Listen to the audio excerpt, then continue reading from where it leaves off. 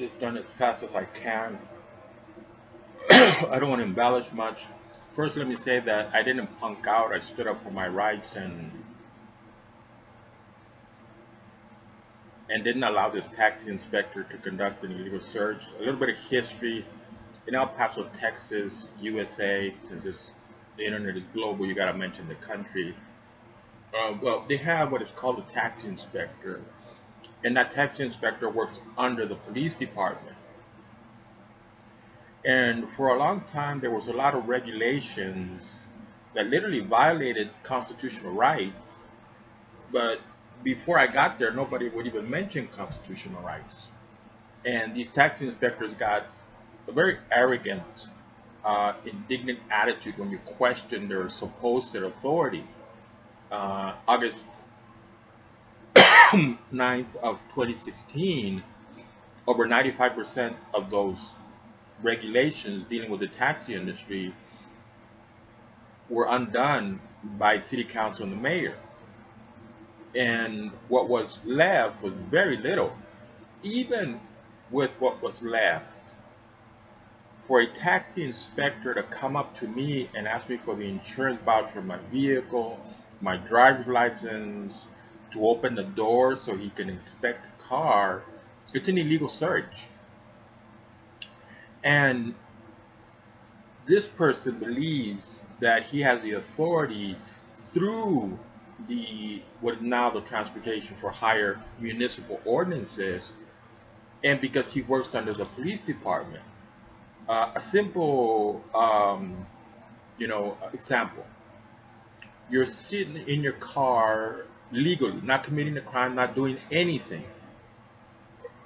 Can a police officer come up to you and demand your insurance and your driver's license? The simple answer to the question is yes, but you don't have to comply. I didn't have to submit to a search to this taxi inspector or a police officer. I should have used the word I do not consent. Either way, I got my message across. But this individual can't seem to understand that he has no authority to order me to do anything, to give him my driver's license, to give him my insurance form, to show him what's in my book bag or my lunchbox. He has no authority. The Fourth Amendment of the United States is very clear, and I would try to see if I can find it. I usually have a little, here we go. I told myself I wouldn't do this, especially when I have very little light. And the reason I record with very little light is because you people don't want to see my ugly face. But let me read. Yes, so I could turn the light on. I guess I could do that. But let me just see if the little flashlight works and read to you word for word the Fourth Amendment of the United States. The right of the people to be secure in their persons, houses, papers, and effects against unreasonable searches and seizures shall not be violated, and no warrant shall issue but upon probable cause, supported by an oath or affirmation, and particularly describing the place to be searched and the person or things to be seized. So, what judge is going to give this individual a search warrant? A taxi inspector. No judge is going to give a taxi inspector a search warrant. And he's not even a certified peace officer. And I'm glad I read it because and I am going to talk a little bit longer on this than I did on the other one, because it brought me to the point of unreasonable search and seizure, which the courts have said you must have probable cause and reasonable suspicion. I saw a video of a person not that well informed, but he thought that anything a police officer considers suspicious can be used to detain, ID, and maybe even search, and that's wrong. Reasonable suspicion means that the average person of reasonable mentality would come to the same conclusion as a police officer. No reasonable person would believe that a taxi inspector can order a taxi driver Good morning. We're checking insurance. I do not submit to a search.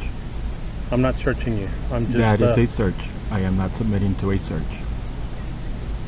I didn't say search. That is a search, sir. Asking me for any documentation is a the search. rules of the taxi zone say that you do have to comply. The first one says that you must comply with federal and state law. Have I committed a crime? No. Okay then. I am not submitting to a search. Again, I'm not searching you. I'm simply That is asking a you search. for. That is a search on my documents. So you are refusing. The Fourth Amendment states that I am safe and secure in my person and documents. You don't have to lecture me on. Well, that's on whatever. And the first municipal code for transportation services states that you must be in compliance with federal and state law. Okay. Can you show me that? You should have it. I shouldn't have to show it to you. Well, if you're quoting it, you can show it to me. I can show it to you, and I'm surprised you don't have it. I'm not saying I don't have it. Well, I'm just asking you if... The Chief of Police shall implement and enforce this chapter except where otherwise noted. It may be written, order established rules or regulations not inconsistent with the chapter or state or federal law. That is the first code of the new transportation. So we are enforcing the municipal codes against federal law. It says that you must be consistent with federal and state law. For you to search me, I must, one, you must be a peace officer, and two, you must have observed me commit a crime. Have you seen me commit a crime? No, sir. Do you have a complaint that I have committed a crime?